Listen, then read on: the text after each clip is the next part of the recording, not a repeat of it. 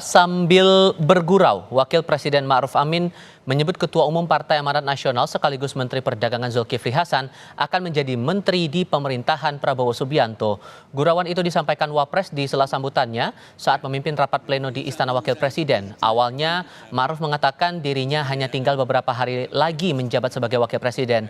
Meski akan mengakhiri masa jabatan, Wapres yang didampingi Menteri Keuangan Sri Mulyani mengingatkan pengabdian tak boleh berakhir.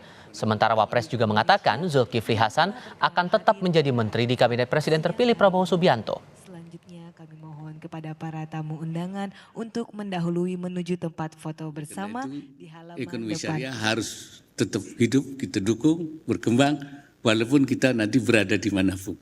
Saya ada di mana, Bu Sri ada di mana, Pak Harto di mana, ya, Pak Zulkifli pasti masih jadi menteri. Ya. Beliau sudah pasti menteri, tapi pengabdiannya harus dilanjutkan, harus diteruskan. Ya. Menyikapi kabar Ketua Umum Partai Amanat Nasional Zulkifli Hasan akan mendapat kursi menteri di Kabinet Prabowo Gibran, Zulkifli menyebut soal kabinet adalah hak prerogatif Presiden terpilih. Saat disinggung dirinya jadi Menko di Kabinet Prabowo Gibran, dirinya tetap mengatakan tunggu arahan pimpinan.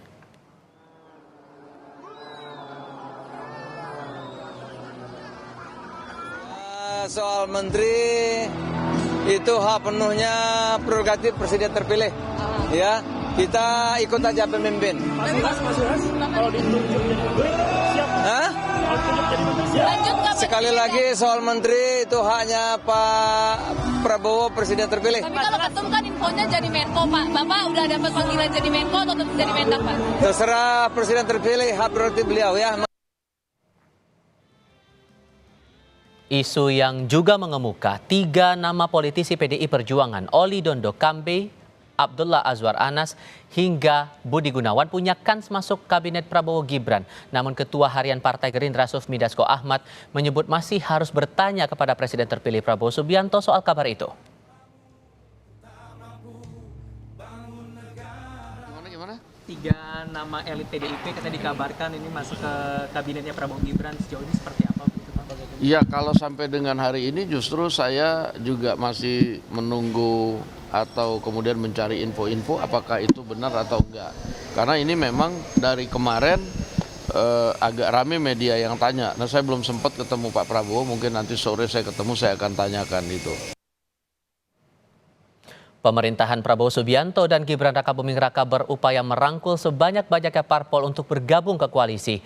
Hingga kini PDI Perjuangan belum memutuskan sikap. Namun isu jatah setidaknya 3 kursi menteri mengemuka. Beranikah PDI Perjuangan mengambil jalur oposisi? Kami akan diskusikan ini bersama Ray Rangkuti, Direktur Eksekutif Lingkar Madani, dan Guntur Romli, politisi PDI Perjuangan. Selamat sore semuanya, apa kabar? Selamat sore. Baik. Terima kasih sudah hadir dalam diskusi kami kali ini. Mas Guntur, saya ke Anda dulu kalau begitu. Awalnya 2 nama, kemudian muncul 2 nama baru, sekarang muncul lagi 3 nama sekarang yang beredar isunya. Nama Pak Oli Dondo Kambe, Abdullah Azwar Anas, dan Pak Budi Gunawan. Sesungguhnya, saya mau konfirmasi dulu, sesungguhnya PDI Perjuangan sudah diajak ngobrol belum dengan Gerindra atau Kim Plus soal masalah posisi atau porsi untuk menjadi, istilahnya memberikan kontribusi lah untuk pemerintahan baru ke depan? Ya Mas, itu belum ada Mas, obrolan itu belum ada secara resmi. Karena kan kami juga sampai sekarang masih menunggu pertemuan antara Ibu Megawati dengan Pak Prabowo Subianto. Nah, terkait 3 nama yang muncul itu memang ramenya itu di luaran, di media. Tapi kami di internal itu belum mendapatkan informasi apapun ya terkait nama-nama kader PDI Perjuangan di kabinetnya Pak Prabowo.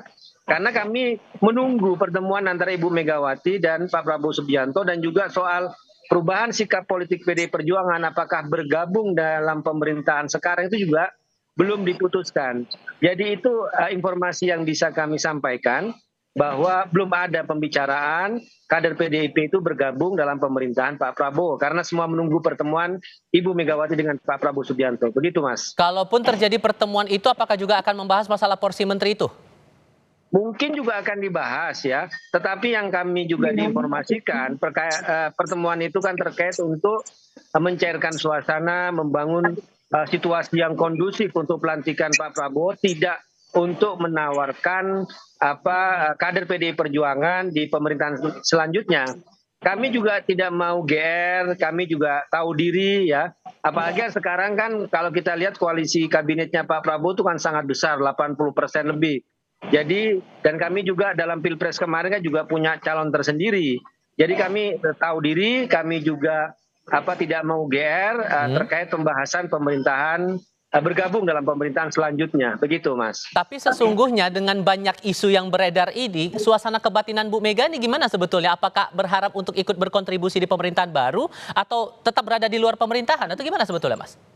Kalau kami menyimak ya di internal, pastinya Ibu Mega itu kan tidak punya persoalan dengan Pak Prabowo secara pribadi ataupun juga PDI Perjuangan dengan Gerindra itu tidak banyak masalah. Ya, tidak ada masalah maksud kami, maaf. Dan juga komunikasi antara PDI Perjuangan juga sangat bagus dengan Gerindra.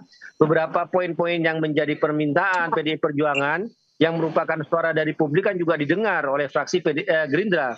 Misalnya soal penundaan pengesahan RUU TNI dan RUU Polri itu kan juga sikap resmi dari PDI Perjuangan dan itu direspon positif oleh Gerindra.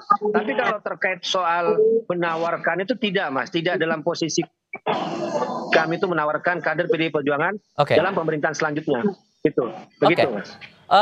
Bung Rey, ini kan masih menunggu pertemuan nih tadi kode yang disampaikan Mas Guntur. Tunggu pertemuan antara Bu Mega dan Pak Prabowo dulu. Apakah pertemuan ini ujungnya upaya untuk menggait PDI Perjuangan masuk ke kubunya Prabowo Gibran di pemerintahan nanti? Kalau mungkin dari kubu Pak Prabowo itu mungkin ya. Pak Prabowo akan menawarkan kursi kepada PDI Perjuangan untuk ikut serta bergabung. Karena menurut saya nilai PDI Perjuangan itu mungkin setara 2 atau 3 partai politik, koalisi gitu. Alias kalau sekiranya PDI Perjuangan, Pak Prabowo kehilangan 2 atau 3 partai politik ya yang sekarang ini itu tidak terlalu berisiko secara politik bagi Pak Prabowo gitu. Tapi membiarkan PDI Perjuangan meskipun itu sendirian di luar itu sedikit banyak mungkin akan membuat riuh ya kepemimpinan Pak Prabowo 5 tahun ke depan gitu. Nah oleh karena itu kebutuhan untuk menarik PDI Perjuangan masuk ke koalisi itu menurut saya ya besar di dalam diri Pak Prabowo gitu ya. Tapi lagi-lagi memang tadi sudah disebutkan semuanya terkembali kepada PDI Perjuangannya sendiri. Apakah mereka tertarik untuk masuk ke dalam atau tidak gitu ya. Kalau mereka tertarik saya nggak terlalu yakin, boleh jadi mungkin Pak Prabowo harus memotong beberapa partai itu untuk keluar gitu. Alias partai politik kalau misalnya PDI Perjuangan masuk, mungkin partai seperti Nasdem ya, PKS ya atau PKB akan dibiarkan di luar. Ya taruhlah misalnya kalau PKB itu mungkin membutuhkan sedikit banyak dibutuhkan oleh Pak Prabowo dalam konteks identifikasi kultural keislaman gitu ya. Tapi mungkin Nasdem sama PKS besar kemungkinan itu akan dibuat di luar gitu.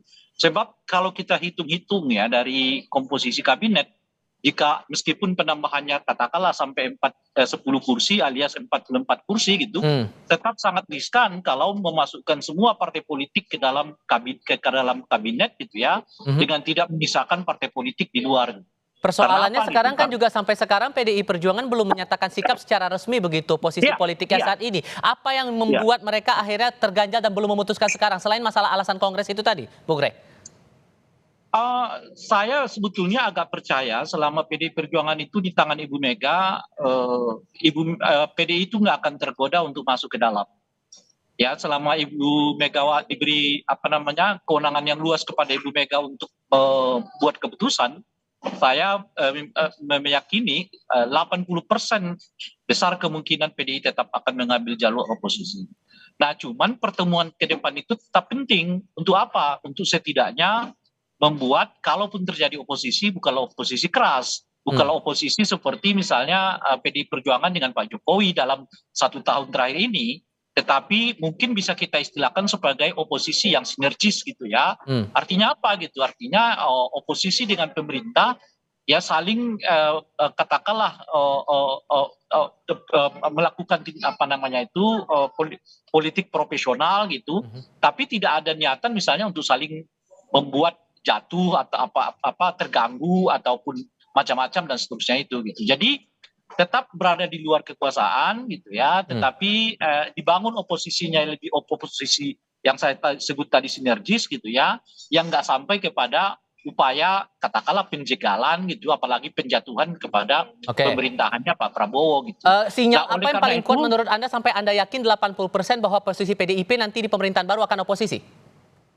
Saya memiliki keyakinan selama Ibu Mega Ibu Mega berada di PDI Perjuangan, plus juga PDI Perjuangan menyerahkan putusan apakah oposisi atau tidak kepada Ibu Mega. Nah, kalau melihat track record Ibu Mega ya rekam jejak beliau, saya memiliki keyakinan 80% Ibu Mega akan mengambil posisi di luar gitu. Kenapa? Karena menurut saya itu bukan saja penting bagi demokrasi gitu ya, penting bagi check and balances gitu ya, tapi itu juga penting bagi PDI Perjuangan sendiri. Coba kalau semua masuk ke dalam koalisi gitu ya, sementara tren kelihatan 2025 ke depan atau 5 tahun masa pemerintahan Pak Prabowo ini kelihatan agak sulit gitu ya. Imbasnya nanti ada beberapa partai-partai yang ikut berkoalisi dengan Pak Prabowo. Nah, artinya PDI Perjuangan ada di dalam gitu. Nah, oleh karena itu kalau mau lebih aman sebetulnya untuk 5 tahun ke depan, PDI Perjuangan justru berada di luar kekuasaan yang ada sekarang ini. Mas Guntur, jadi kalau dari keyakinan Bung Rey 80% bakal di luar pemerintahan nih, posisi PDIP akan cenderung ke sana?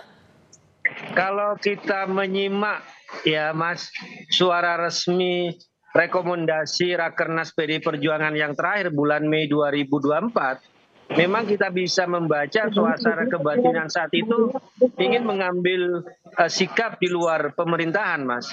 Dengan misalnya ingin membangun demokrasi, ada check and balances di situ, membangun kekuatan penyeimbang. Jadi kalau dibaca suasana kebatinan dari PDI Perjuangan dan hingga saat ini, memang ingin membentuk kekuatan penyeimbang atau ya untuk sebagai sikap di luar pemerintahan. Tapi lagi-lagi kan dalam ADRT kami kan perubahan sikap politik partai itu kan ditentukan oleh ketua umum. Jadi ini juga kami sedang menunggu ya apakah memang ada keputusan Ibu Mega mau bergabung atau mau tetap di luar pemerintahan. Ini kan juga kami sedang menunggu. Ya tapi suasana kebatinan saat ini pun saya kira lebih memilih untuk di luar pemerintahan ya.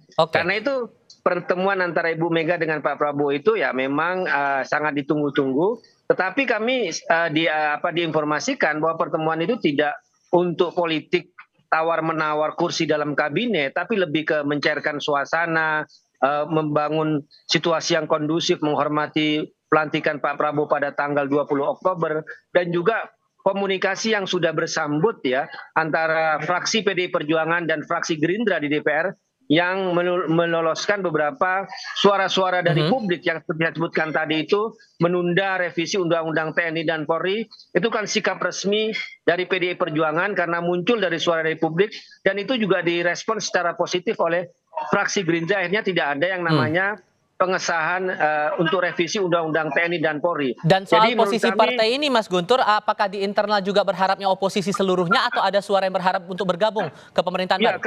Kalau suara di partai saat ini memang sangat dinamis, Mas. Antara yang mau bergabung atau yang mau tetap di luar pemerintahan itu ada.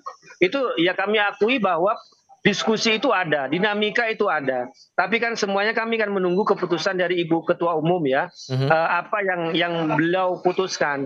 Dan juga kita perlu ingat untuk keputusan penting seperti ini, biasanya Ibu Ketua Umum juga menunggu kongres, biasanya menunggu kongres yang akan diselenggarakan pada tahun depan. Gitu Mas. Soal pertemuan ini juga masih belum tahu tanda-tandanya akan kapan, walaupun kemudian disebutkan akan berlangsung sebelum pelantikan itu tadi. Mas Guntur, terima kasih banyak. Bung Rey Rangkuti juga terima kasih sudah berbagi pandangan bersama kami. Saya selalu semuanya. Selamat sore.